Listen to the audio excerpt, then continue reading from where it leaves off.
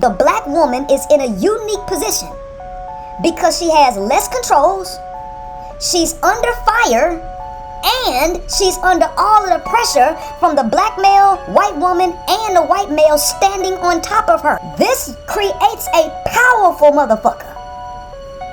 Let me tell you, mix heat with pressure and rock, you get a goddamn diamond. Black women are in a unique position of extreme power because of fire, pressure, and creativity. This has made her a diamond and strong. She has a strength that the white woman don't fucking have. So how you able to fight against these black males? The white woman do not have that strength in her being to go against it because the system ain't structured like that. And then they tricked you into not wanting to be strong and powerful. You got more freedom. You got more pressure on you. And you're right under fire. This creates a powerful motherfucker. I am the living evidence of that. I'm black. I'm of the feminine. I was under fire, and I was on the bottom just like all the rest of them. And guess what you created? You created a powerful motherfucker up here. We as a people must stop trying to decide which parts of patriarchy we want to keep or get rid of. The whole thing gotta go. I'm talking to the men, but I'm also talking to the sisters. It puzzles me sometimes how we fail to realize the same way our sisters have been excluded from definitions of femininity, brothers have been excluded from definitions of masculinity. In some of our discussions about patriarchy and intersectionality, I think some of us forget that our oppressor has an intersection too. Palm patriarchy does not grant privileges to all men. And when it comes to brothers, we are subjugated to it too. And that's not just how I feel. There's statistics to back this. However, in order to believe statistics, we have to talk in good faith. And we can't do that if you believe the palm patriarchal narrative that black men are just lazy and don't want to do anything. Because we weren't called lazy until we stopped working for free. Associating the ability to provide with manhood is just as dangerous as associating childbearing to womanhood. Within the intersectionality of black men, there is a systemic barrier to providing. The same way through medical racism, there is a systemic barrier to women giving birth. Now, of course, we can overcome these barriers, and many of us do. But to say men are not men or women are not women until they overcome a barrier meant to disparage them is wrong. We're going to have to redefine what it means to be a man. Because if being a man means being a provider, with 25% of black men out of work, that's a suicidal definition. You see, if I lose my job tomorrow, I'm still a man. As long as I'm responsible, treat my wife correctly, raise my children, that's responsibility. I'm not going to allow my employer to reduce my masculinity. I need to define what being a man. Please don't forget that your romantic relationships are by definition personal, right? It's just you and the person or the persons, depending on what type of situation you got going on, right? And the reason I say that is because if you spend too much time online or in like social media or even in like books and lectures and following certain quote unquote thinkers and philosophers, you have to understand that a lot of these people have spent a large amount of time over analyzing a very simple situation. Because believe it or not, relationships are simple. It's two people like each other. They either take the time to get to know one another and figure out if they have the same beliefs and interests and same views of the future, and they get together, or they don't. And then when they get together, they either are compassionate, caring, loving, are able to serve and sacrifice and make things work and go the distance between the two of them, or they're not. It's really that simple. But if you spend too much time online or at lectures or at book tours and all this kind of stuff, you have to understand there's so many people that have over philosophized and over educated, because you got to understand, people can make a name for themselves and make a career for themselves by overcomplicating a very simple situation in order to make themselves look smart. Like, people have done the same thing with race. You have to understand that there's a group of people in all fields, in all genres, in all walks of life who, instead of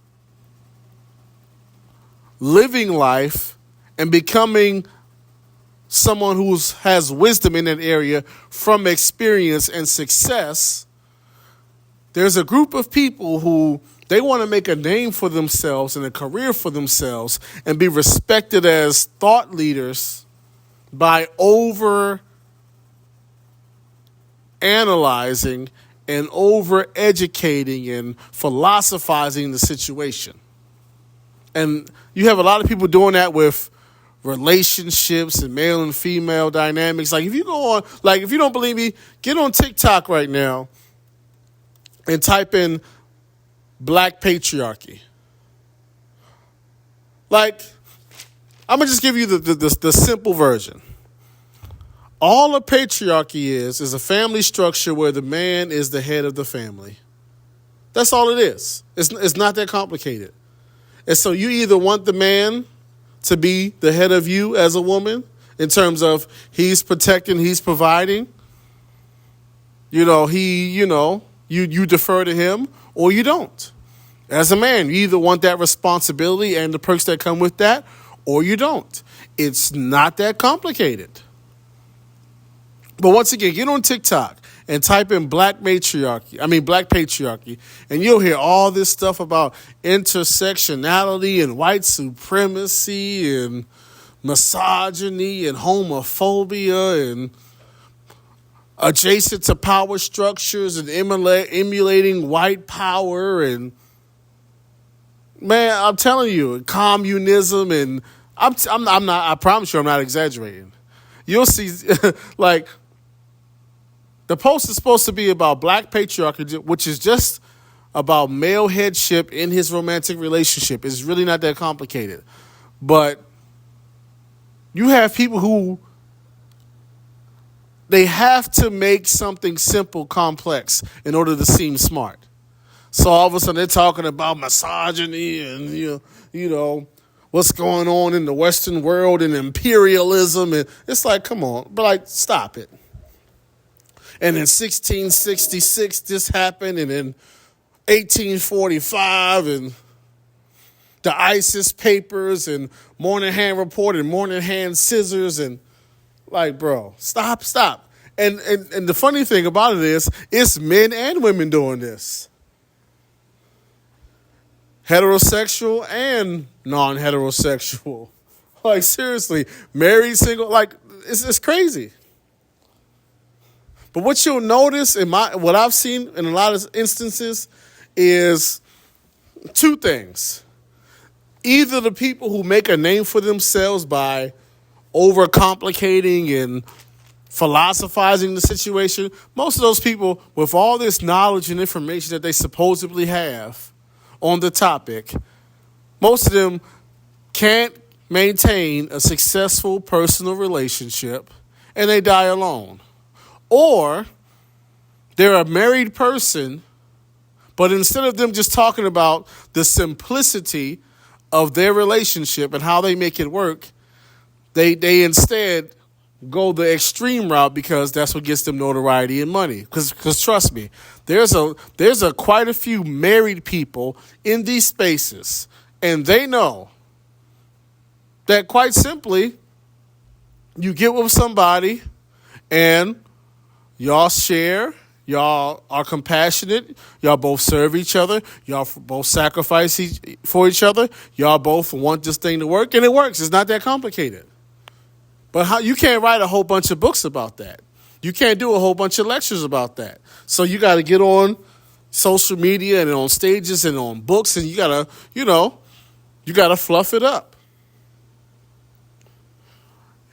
In relation to the white supremacist power structure in conjunction with capitalism, it's like, hold on, I thought we was talking about men and women getting along with each other. And it's like, why are you doing all that? I promise you, it's not that deep. It's not. Patriarchy, feminism, 50-50, misogyny, misogynoir. It's not that deep.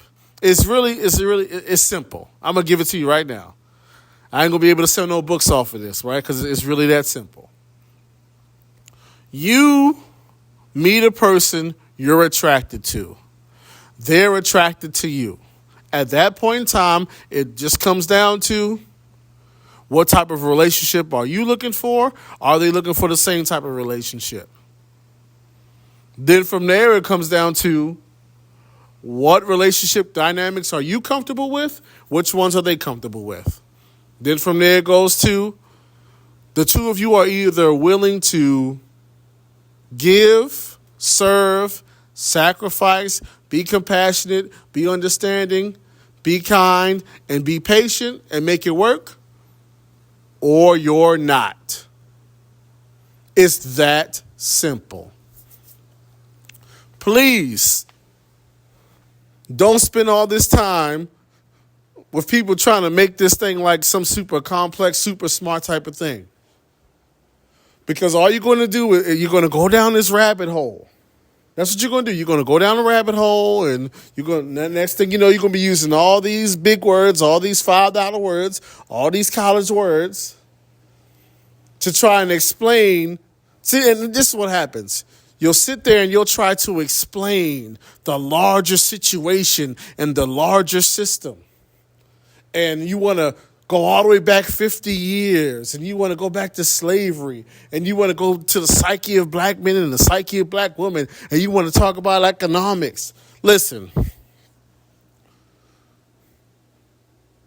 you don't got to do all that. I promise you don't. And most of the time people do that because they got to find some extreme reason why they can't get nobody. Like, seriously. Please, stay out the rabbit hole. And, let me be clear. I'm not saying there aren't historical things. I'm not saying there hasn't been intentional things done to, different races and different genders, and there isn't things that people struggle with that interfere with how they interface with other people in romantic relationships, right? I'm not saying that. But what I'm saying is, ultimately, at the end of the day, I'll say it before, I'll say it again. It comes down to you making a personal decision based on your personal criteria on who you will deal with and how you will deal with them and how long you will deal with them. It's really that simple. And if you keep having negative experiences, then at a certain point you got to look at yourself and you have to look at your criteria. It really boils down to that. We don't need a whole bunch of books and think pieces and 16. We don't need that. Make better decisions on who you deal with and choose who you deal with based upon a criteria that's rooted in an actual belief system. Because trust me, I promise you, I have no interest in hearing any more of the Moynihan report, Moynihan scissors. They gave the black man welfare, kicked the man out of the house. Oh, it's a problem with capitalism. Oh, it's a problem with homophobia and toxic masculinity. And stop. I don't use the term intersectionality as much as other people because, to me, imperialist, white supremacist, capitalist patriarchy was the knitting together of parts. So that intersectionality to me was more abstract. You could say, what parts are being knitted together? You could maybe say, let's take two of those, sexism and racism, homophobia and sexism. But to me, imperialist, capitalist patriarchy, white supremacist, capitalist patriarchy had it all there. This is the system that I live within. And where do I place myself? I always thought of it as a kind of line. And that I'd have to interrogate myself and say, where am I in this line? Because on some of those isms, I'm more likely to be a victim. And on other parts of that scale, I can be a person of a power with the ability to dominate others. And it's been a very helpful term for me. Black men, you know why we have to unlearn the patriarchy? Because we cannot just assume the same perspective that the Eurocentric or the European man has decided his woman was going to play in his life. Because our women play a very, very different role and can impact reality way different than the means that the white man has decided his woman would. And I'm not saying this as a jab to white women or to European women anywhere, but I think there'd be a lot more feminism fighting if you guys understood the depth of woman.